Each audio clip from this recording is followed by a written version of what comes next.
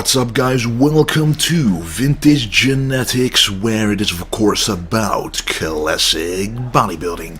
Today will be an epic back workout, working on all the weaknesses, keeping it classic with all the basic compound exercises done the right way. So if you want to know how to work your back, how to make it grow, make sure to keep watching.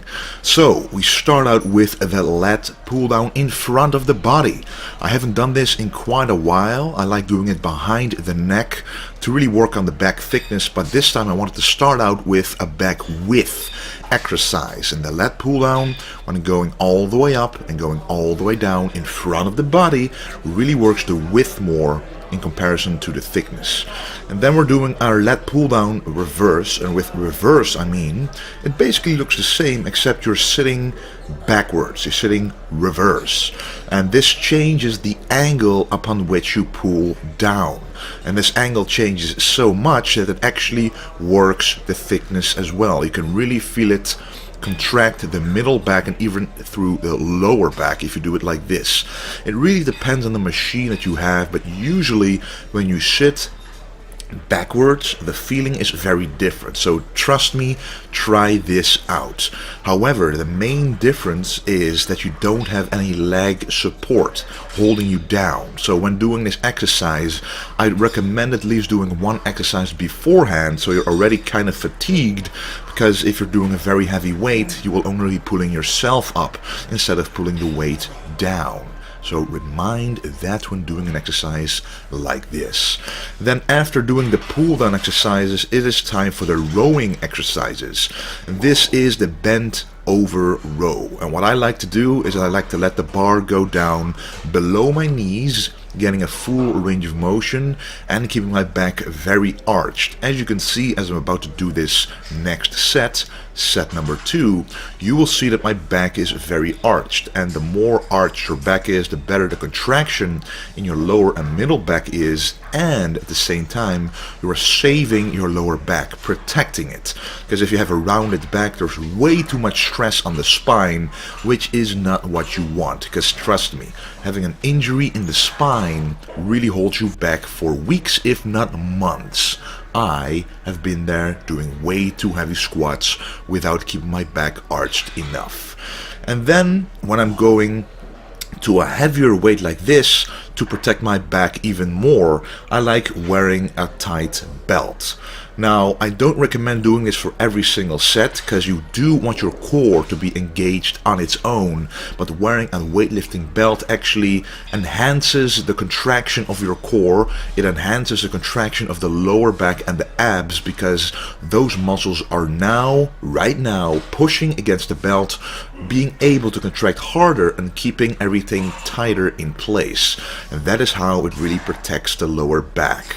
And then we move on to the almost heaviest set. I didn't record the master last set, but I just want to show you quite a lot of sets of the bent over row so you can actually see what I'm going through. I started out with set 1, just a warm-up.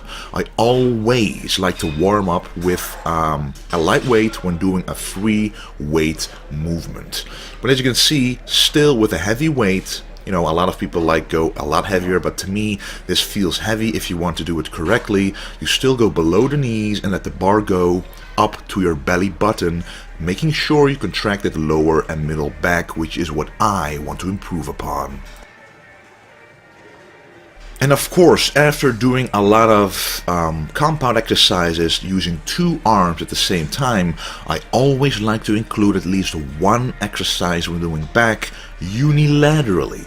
So a unilateral exercise means you're working one arm before the other. So one half of the back is worked before you work the other half. So if you have an imbalance, for example, I make workout plans for people, and a lot of times they say, oh, I have an imbalance in my lats, my left lat is bigger than my right, or my left bicep is bigger than my right. And in that case, you want to do unilateral movements. And how you fix those imbalances is that you start out with your smallest / weakest side and do reps until failure with that side, especially on the last set. So for example, you can do 12 reps with your weakest side, your left side, and then you move on to the right and stronger side. You can easily do 12 reps and even more, but you stop at the amount of reps that your left side did. And this way, the weaker side did more effort than the stronger side, and the imbalance will slowly go away. That doesn't happen overnight, but it slowly will happen.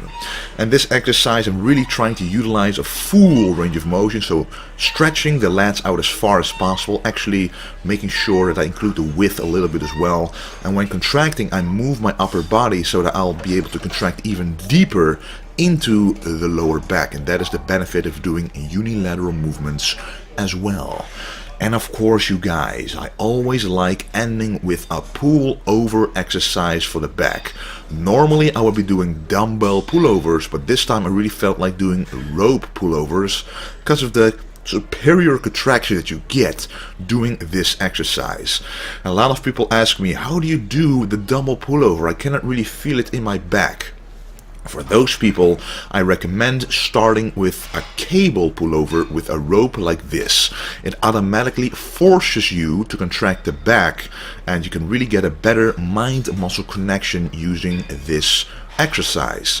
Because the main reason people don't feel it is you cannot use your arms. Your arms are literally just stuck, and they are only moving at the joint of the shoulder, and you're not using your biceps. Because if you're using the biceps to really pull and row a weight, you basically automatically contract your back. But with this exercise, you are forced to only use your back as the point of contraction, not your biceps. So it's a more difficult exercise to master, which is why if you have trouble doing the dumbbell pullover, try doing a cable pullover first.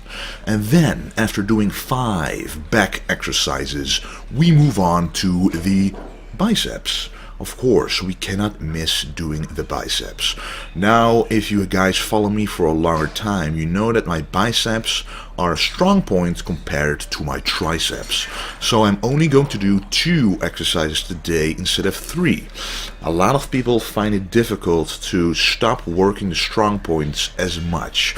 But if you keep working your strong points as much as your weak points, then you will never fix that imbalance. So I just have to swallow my pride, work the biceps a little less, work the triceps a little more, and make sure that I first make my arms look proportionate before moving on to working the biceps and triceps the same again. That is what classic bodybuilding is all about. Anyway, we are starting out with the unilateral machine curls, and as you can see, I'm starting out with the left side. My left bicep is a little smaller compared to my right. It is not that noticeable, but to me it is. Every single millimeter needs to be addressed. So I'm doing it right here using a full range of motion, stretching the biceps all the way down. But remember, do not overstretch the biceps. That is not what you want to do. You want to stretch the biceps until you feel a nice pull, and then go straight back up, not too explosively, because if you do it explosively you might actually injure your biceps, because there's a lot of tension being pulled all of a sudden, and you don't want that. The biceps are a relatively small muscle group, which is why I'm also not using a lot of weight. I'm really focusing on the contraction and the stretch, getting a good pump, and the better the pump, the better the blood flow to that muscle, and the better the growth will be. And I have to say, this still remains one of my absolute favorite exercises for the biceps. The close grip preacher easy curl. Easy bar curl. Well, that's a long name, but as you can see, it really works the bicep peak, Why? Because if you have a close grip on a barbell, you work the outer head just a little more than the inner head. And when the outer head becomes longer, stronger, bigger than the inner head, you actually create a bicep peak, like Arnold, like all the bodybuilders from the 70s and 80s, which is what we as classic bodybuilders want to emulate. So you don't want to use a very heavy weight again, because otherwise you cannot contract the biceps properly. You want to be able to focus on that contraction, because it's in that contraction phase that the peak is being created, is being sculpted. Remember, we are not powerlifters, we are sculptors in the gym, adding on mass exactly where we want it. So full range of motion, go all the way down, go all the way up until you feel a full contraction, and if you don't feel it, lower the weight. Alright guys, that was the video of today. I hope you learned something. And right now, I am 9 days out of my contest on March 11. A classic physique contest, which is called the Royal London. I haven't told you guys about the exact contest yet. It is an NPC contest. So actually it comes from America. And America has been getting shows in Europe lately, and one of them is in the UK, London, which I will be competing in according to the official classic physique rules. So I'm almost at the weight that I need to be. I am absolutely excited about doing this show. It is exactly what I've always wanted. I don't want to be a super heavyweight. I want to be a classic bodybuilder, and right now this class comes the closest to what I want to look like. So this is what I will be doing. I will of course record everything backstage, contest itself, what I'll be eating, my nutrition, my experiences, and more during my time in London. So you will be seeing it all, and hopefully I'll be doing very good on that stage. I'm quite confident that everything will be going alright, but you never know. But I will be showing my best shape ever on that stage. And I want to thank you guys for all the support you've brought me. This really has helped me throughout the prep. All your positive comments, the positive vibes I get from you guys. So thank you very much. And the next video that I will be posting might be a nutrition video about what I'll be eating in peak week, or the next video will be coming out quite late, as on next Thursday morning I will already be leaving to London, so from then I won't be able to post much video. So in that case, if you want to still follow what I'm doing, follow me at Instagram at Wesley Vissers. If you don't know how to spell it, check out the description of this video and my Instagram tag is in there. Again, I want to thank you for watching. I'm excited for this contest, and don't forget to stay golden.